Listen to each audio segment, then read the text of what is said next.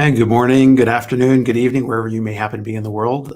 This is the LinkedIn Live show of Talk About Your Community. And I'm Todd Nielsen, your host with Clocktower Advisors. We are a global online community consultancy. If you are looking to set up a community for your customers, your prospects, people in your profession, around your special interests, whatever the case may be, I am happy to help you think about setting up that kind of community experience, something that interacts with the online and the offline as well.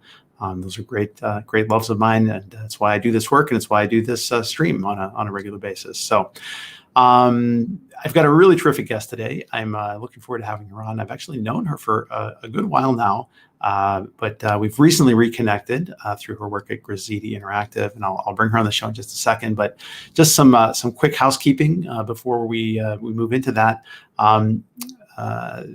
You may have noticed I didn't do any streams earlier this week on Monday and Wednesday. What I'm finding is we're entering community event season. And I know this week, Marjorie Anderson and some of her team, Luke Zimmer and some others, put on Community Thrive, which was a fantastic event. And I want to give them all the love and kudos for putting together a really spectacular program. I know we've got some other stuff coming up like CMX and, of course, Grazidi Interactive Zone Reconverge event, which is coming up, I think, in October. I'm sure Piper will correct me when we get on together. But so look for maybe for the next couple of weeks, maybe just one stream a week. So next week, in fact, I am going to have a special guest, Andrew Schmitz of a organization called Micronet, which is a startup that's designed to help make introductions between people in an organization. So it's a little more on the digital workplace side of things. I haven't done a lot of shows on that. And so I'm looking forward to having him on to talk a little bit about his product. That's going to be on Wednesday, September the 1st at 11 a.m. U.S. Central Time. That's UTC -5 for those of you around the world who are maybe tuning in.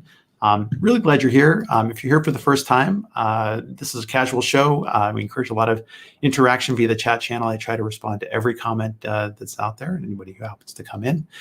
And I hope that you take the opportunity to introduce yourself if you're in for the first time.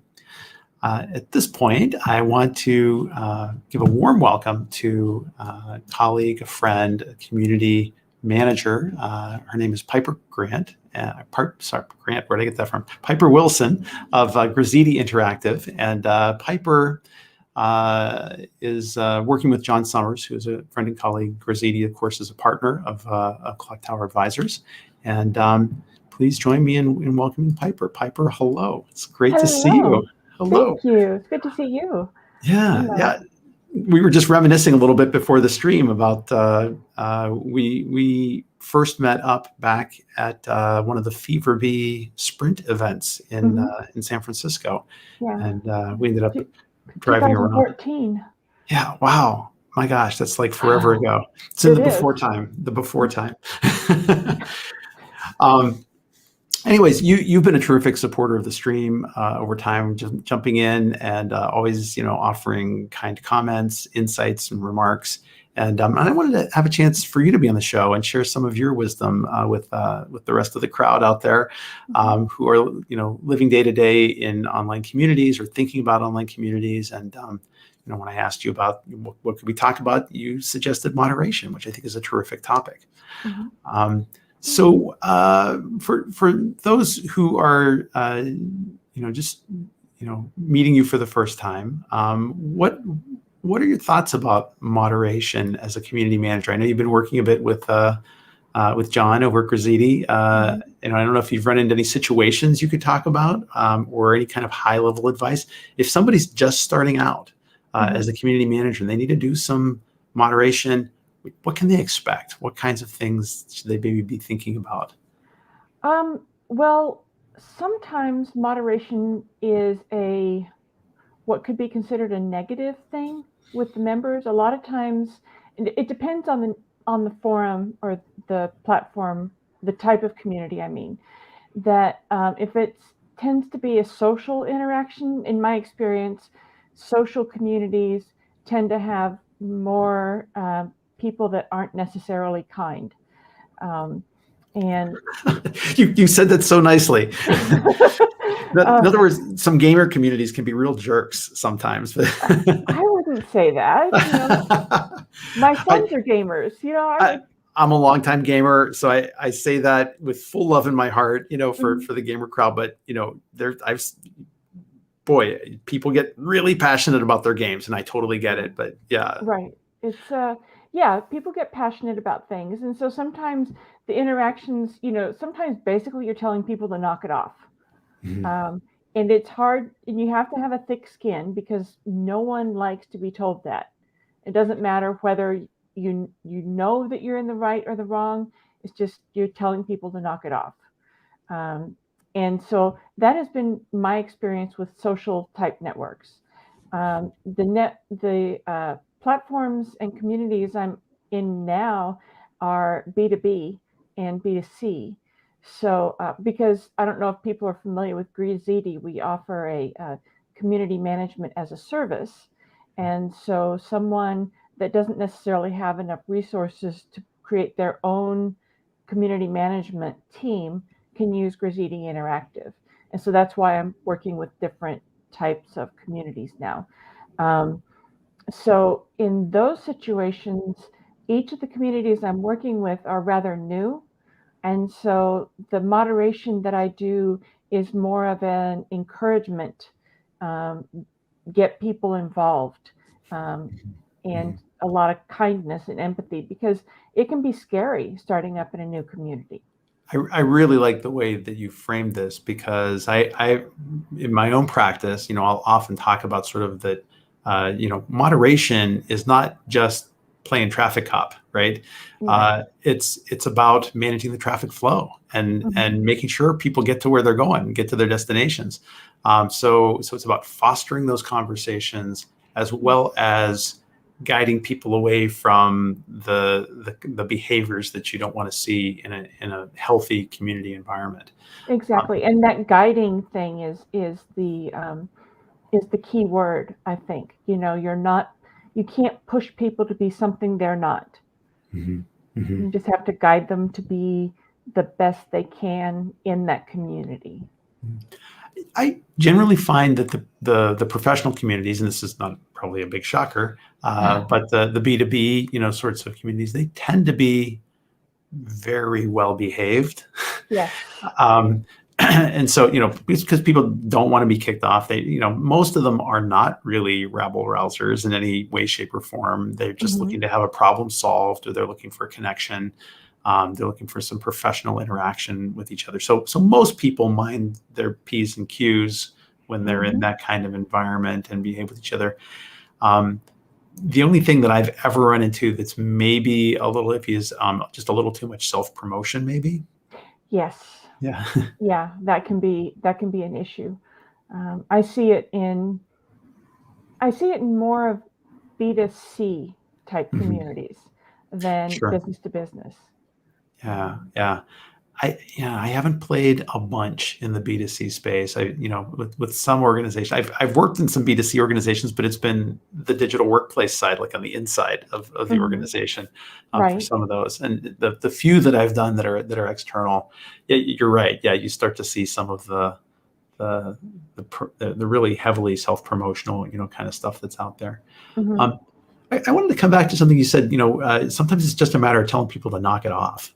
Um, when it comes down to it, like when do you know you need to tell somebody to do that, and then how do you do that? And does it depend on who you're talking to? Because I kind of have a sense that if it's somebody that's maybe just a newbie and they don't know what the Mhm. culture of the community is, you treat them with kid gloves, maybe. But Yeah. if it's somebody that ought to know better, you know, you got to give them the virtual cuff on the ear.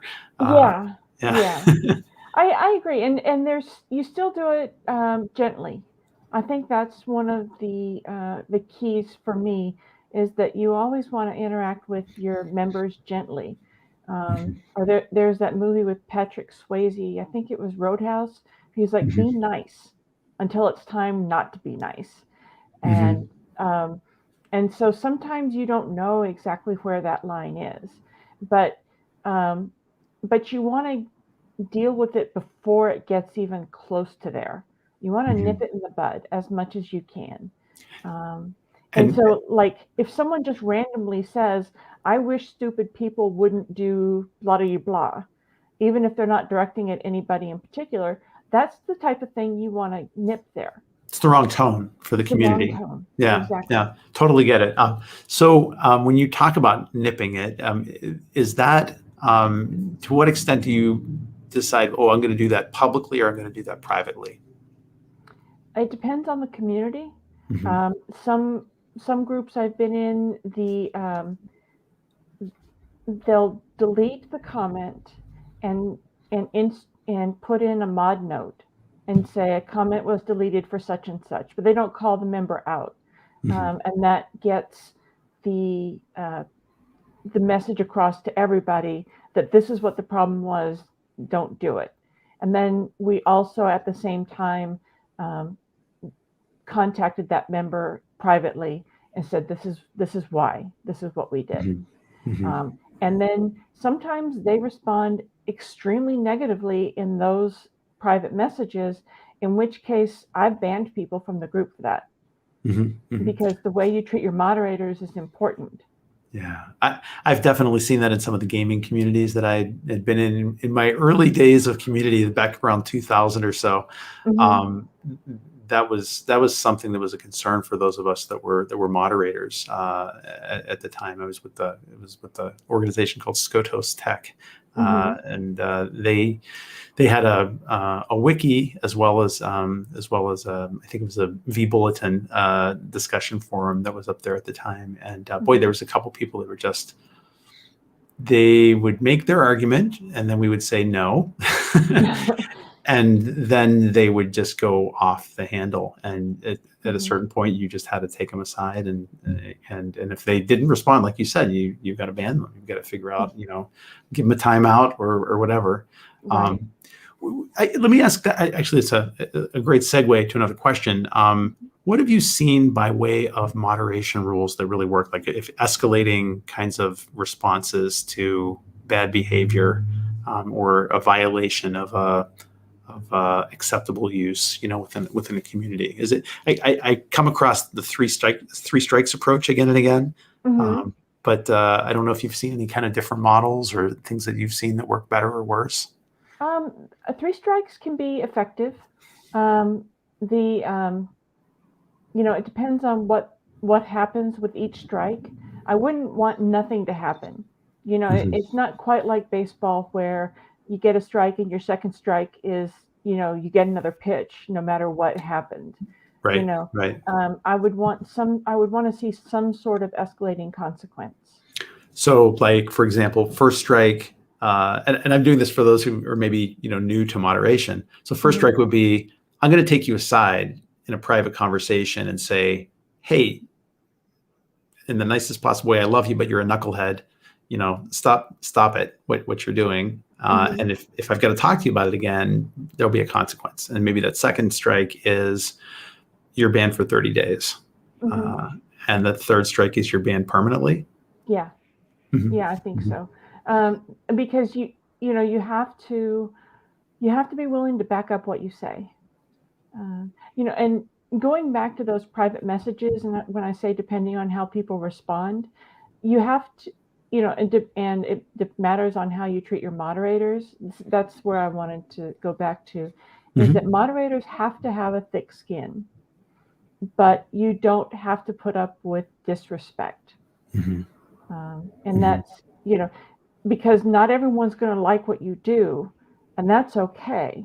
But if Mhm. they treat you badly because of it, I that's when I'm more likely to use the ban hammer. Right, So it's right. called. I love it. The band hammer. Bring the hammer down. Right. Exactly. Exactly. And there are times when people just annoy the crap out of me, and I'm just itching to use it, and then they turn it around, Yeah. and it's good. Right. I've Right. had people, I've come up to people and said, "Look, I'm not blunt often, but here you go," Yeah. Yeah. and they turned it around completely. Well, there's a number of ways why people end up violating the norms of behavior in an Mhm. online community. Like it's not, I think you had a post about this on LinkedIn some time ago, talking about sort of the facelessness of Mhm. being in an online space, especially in, responding in text. Mhm. Um, that sense of anonymity sometimes gives people an outsized sense of invulnerability or Mhm. lack of responsibility for that, and Yes. they need to be reminded of that sort of thing. Mhm. And then sometimes and when I've been in moderation situations like this, and you've had a lot more experience with moderation than me because I live on the consulting side a lot more, and for many years. But Mhm. um, it's just a lot of times somebody had a bad day. Yeah. It's seldom exactly what they were spouting off about in Mhm. in the in the in the community. Sometimes it's just personal issues. Mhm. They're off their meds or whatever, whatever the Right. case happens to be. Right. Right. And that's where the gentleness comes from, because you don't know, and that's empathy and gentleness, compassion. Um, you don't want to come across as being, um, I guess what you want to do is be a benevolent dictator. You want to be kind, but this is where the line is. I always thought about it in terms of, you're in my house. Hmm. You're going to behave in my house. Don't Right. deface my couch. Right. Exactly. Exactly. Or I'm gonna have you leave. Right. Right. Um, No, it's wonderful, wonderful.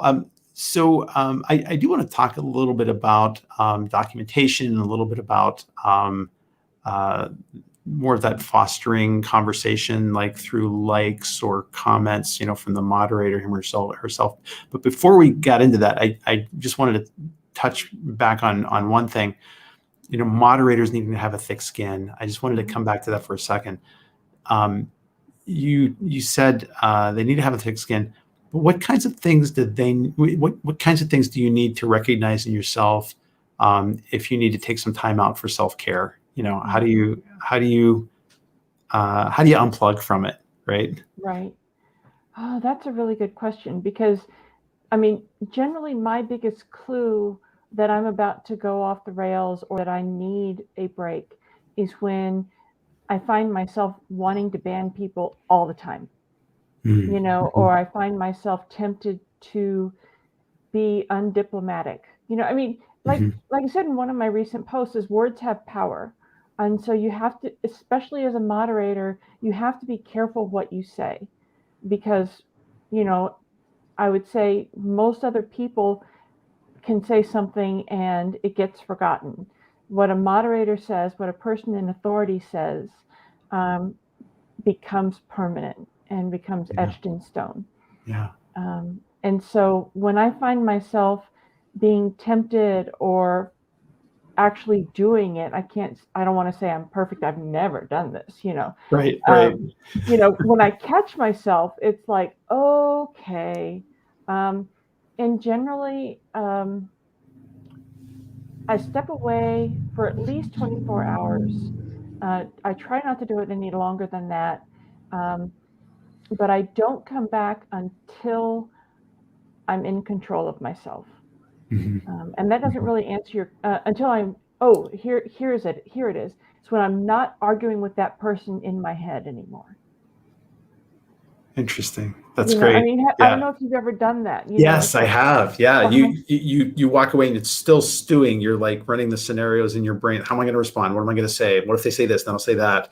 hmm That's a terrible little mind loop to be in. yeah, yeah, Right. and you have to talk yourself out of it. And Hmm. whether you do it in a bubble bath or during a walk or just going to bed and hoping you dream it away. Right. Um, Right. and I wouldn't stay away from a community for more than 24 hours. And that's pushing it, I think, unless you have a good, strong team that can take care of things for you. Those are really practical ideas. I like them a lot. Yeah. And actually, I wanted to just briefly relate to you. So I do some work with Richard Graham with the National Health Service through one of my Hmm. other colleagues, Darren Goff. And Richard, I don't think it's any secret, he recently shared with me a webinar that he was doing on sort of mental health Hmm. in the workplace. And he cited a study. You're going to chuckle about this. He cited a study of air traffic controllers who were under stress, and he said exactly actually what you said a moment ago, which is when you find yourself wanting to ban people, it's sort of like the more extreme emotional reactions are a result of what I think they were saying was like an enlarged amygdala, in the brain that is that fight or flight kind of response, and it's that tendency to magnify those emotional kinds of situations, and so that's a great signal point to say, you know what, I need to walk away. I Right. should not be responding to this right now. And I used to be an air traffic controller, so Right. I get that. That's why, ladies and gentlemen, or whatever your gender thing is, that's why he said I was going to get a chuckle out of it, is because I used to be an air traffic controller. Yeah, you shared that with me. You blew my mind. I was like, wow, she was an air traffic controller. This is so cool. So. Well, I loved it. I could tell people what to do, and they would do it. And then when I stepped away from it, I was raising my kids, and they never did what I said. They never listened, right? Never. Oh, that's amazing. Hey, just a quick pause. Shout out to Jenny Wagle and Danny Weinstein, who are on the chat. Great to see you both. Thanks for dropping in. Yeah. Good to see you guys. So I'll get us back on track here finally now.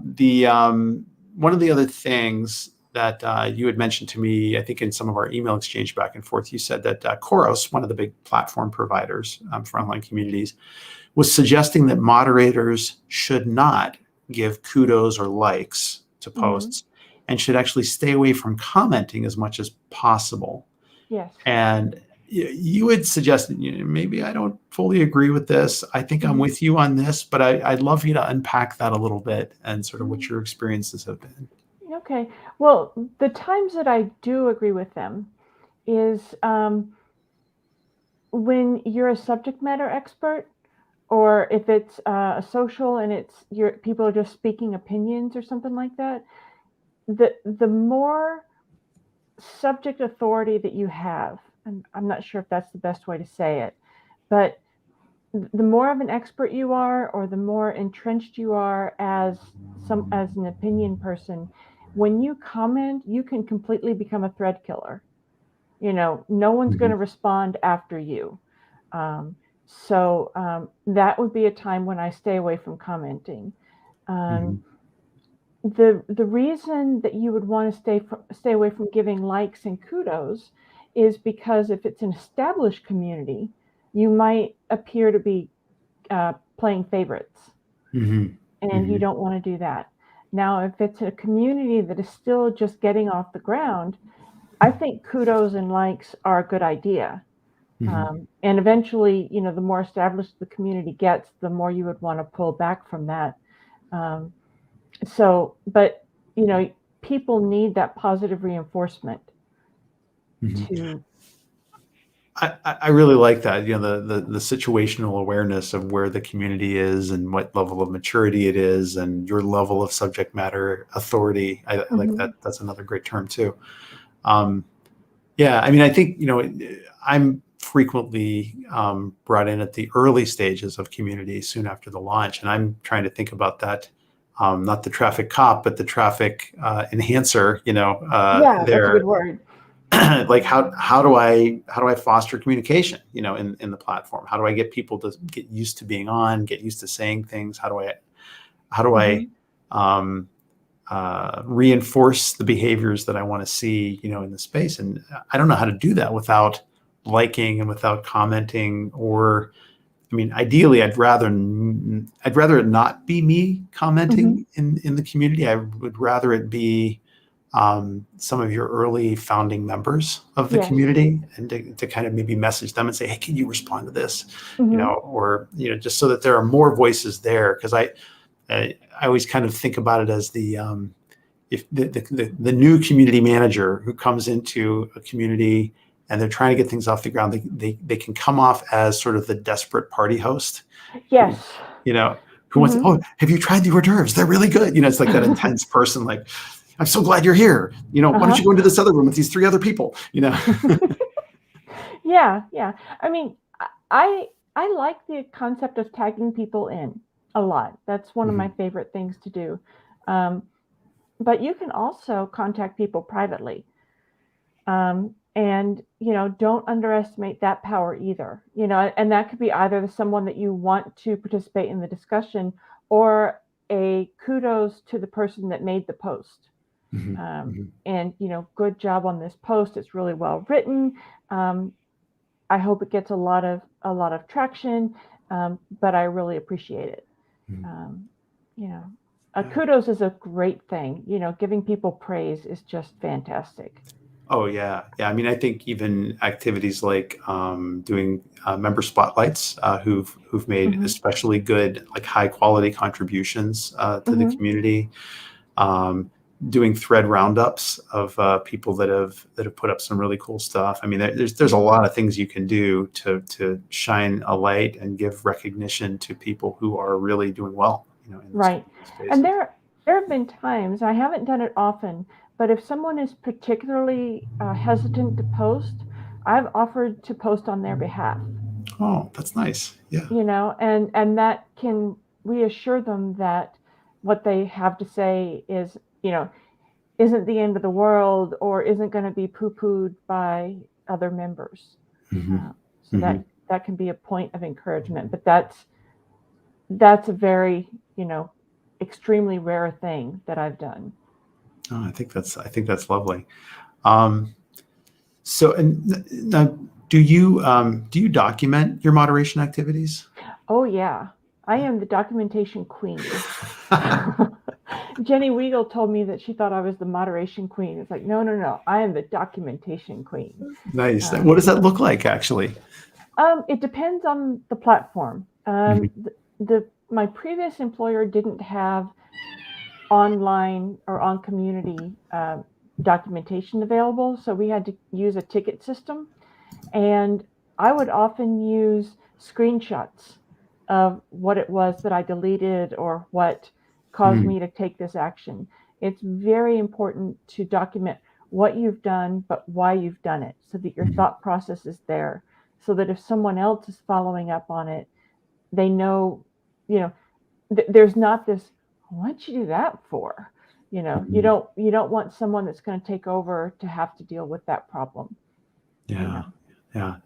That was definitely an issue. Like in my early experiences with the gaming communities, that there was no documentation system for any of that stuff, and you would have arguments between moderators about, well, what do we do, or what actually happened here, and then you've got the moderator trying to remember something that happened a week ago, and it's flown clear out of their head. I mean, it was a trauma that they wanted to put behind them.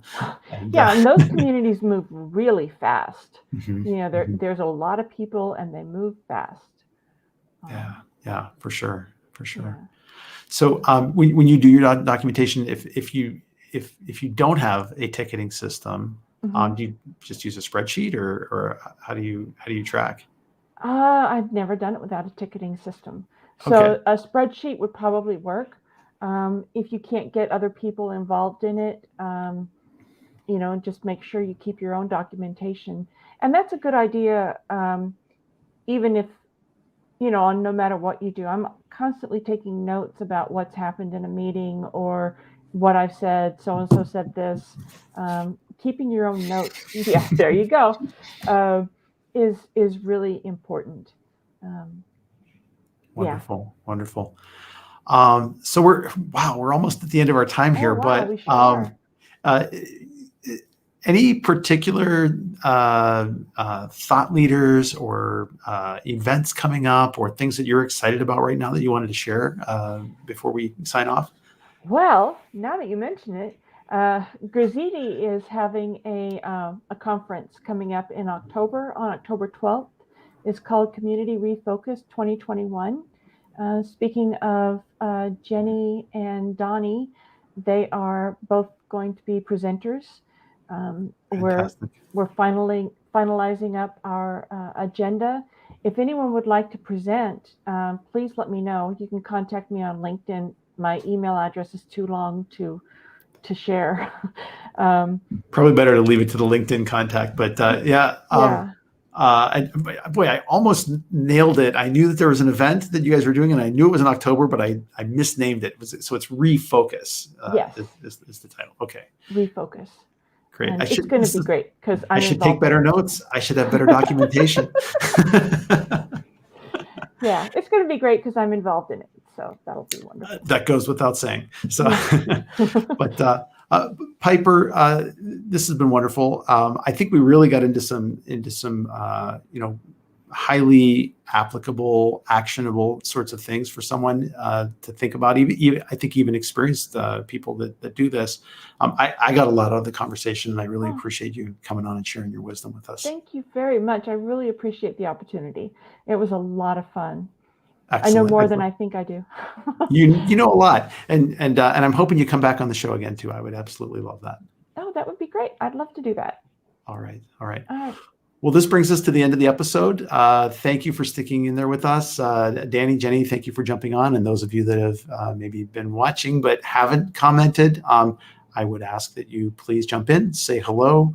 And if you have it in your heart, give us a like and a share to someone else that might be interested in this show. Have a lot of different guests, a lot of variety of people come on to talk about their communities. And I would like to talk about yours in the near future. So drop me a line. And for the rest of the day and the rest of the weekend, I hope that you take some time for yourself, relax, unplug from your online community. And I will see you again here next Wednesday on September the 1st. Awesome. Thank you. Thanks, Piper. Bye-bye. Bye-bye.